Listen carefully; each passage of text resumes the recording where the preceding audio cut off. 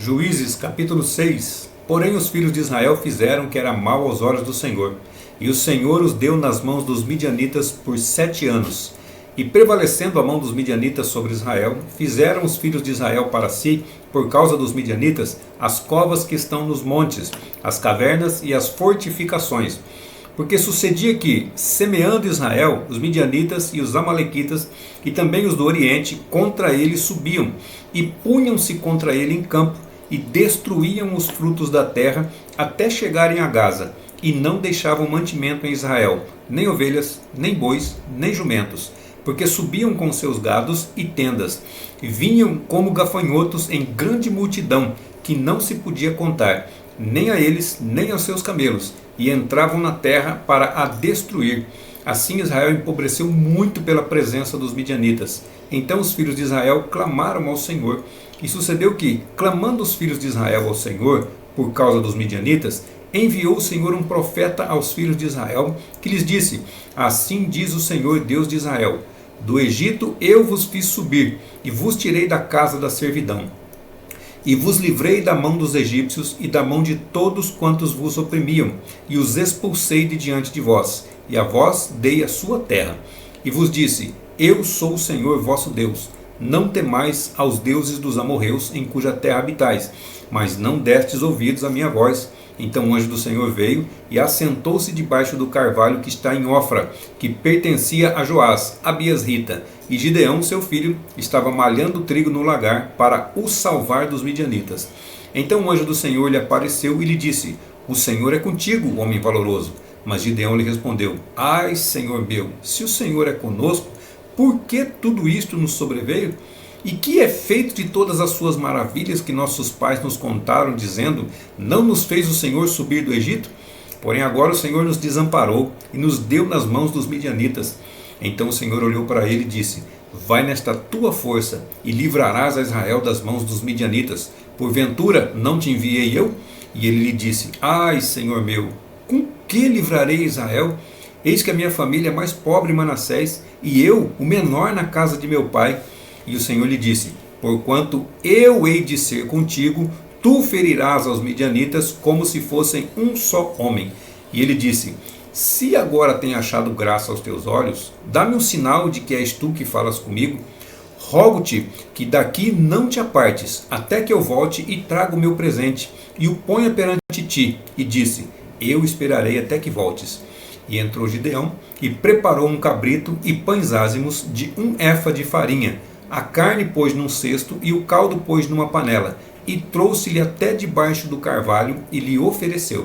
Porém o anjo de Deus lhe disse: Toma a carne e os pães ázimos, e põe-nos sobre esta penha, e derrama-lhe o caldo. E assim fez. E o anjo do Senhor estendeu a ponta do cajado que estava na sua mão, e tocou a carne e os pães ázimos. Então subiu o fogo da penha, e consumiu a carne e os pães ázimos, e o anjo do Senhor desapareceu de seus olhos. Então viu Gideão que era o anjo do Senhor, e disse: Ah, Senhor Deus, pois vi o anjo do Senhor face a face. Porém o Senhor lhe disse: Paz seja contigo, não temas, não morrerás. Então Gideão edificou ali um altar ao Senhor, e chamou-lhe: O Senhor é paz. E ainda até o dia de hoje está em Ofra dos Abiasritas.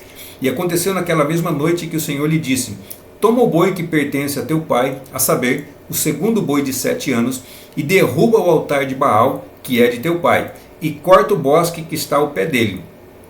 E edifica ao Senhor teu Deus um altar no cume deste lugar forte, num lugar conveniente. E toma o segundo boi, e o oferecerás em holocausto com a lenha que cortares do bosque. Então Gideão tomou 10 homens dentre os seus servos, e fez como o Senhor lhe dissera. E sucedeu que, temendo ele a casa de seu pai, e os homens daquela cidade, não o fez de dia, mas fê-lo de noite. Levantando-se, pois, os homens daquela cidade, de madrugada, eis que estava o altar de Baal derrubado, e o bosque estava ao pé dele, cortado, e o segundo boi foi oferecido no altar que fora edificado. E uns aos outros disseram: Quem fez esta coisa? E esquadrinhando e inquirindo disseram: Gideão, o filho de Joás, fez esta coisa. Então os homens daquela cidade disseram a Joás: Tira para fora o teu filho, para que morra, pois derrubou o altar de Baal e cortou o bosque que estava ao pé dele. Porém Joás disse a todos os que se puseram contra ele: Contendeis vós por Baal? Livrá-lo-eis vós? Qualquer que por ele contender, ainda esta manhã será morto. Se é Deus, por si mesmo contenda, pois derrubaram o seu altar. Por isso, naquele dia, lhe chamaram Jerubaal, dizendo: Baal contenda contra ele, pois derrubou o seu altar. E todos os midianitas e amalequitas e os filhos do Oriente se ajuntaram e passaram e acamparam no vale de Jezreel. Então o Espírito do Senhor revestiu a Gideão, o qual tocou a buzina, e os abiesritas se ajuntaram após ele. E enviou mensageiros por toda a tribo de Manassés, que também se ajuntou após ele. Também enviou mensageiros a Azer e a Zebulon e a Naphtali, que saíram-lhe ao encontro.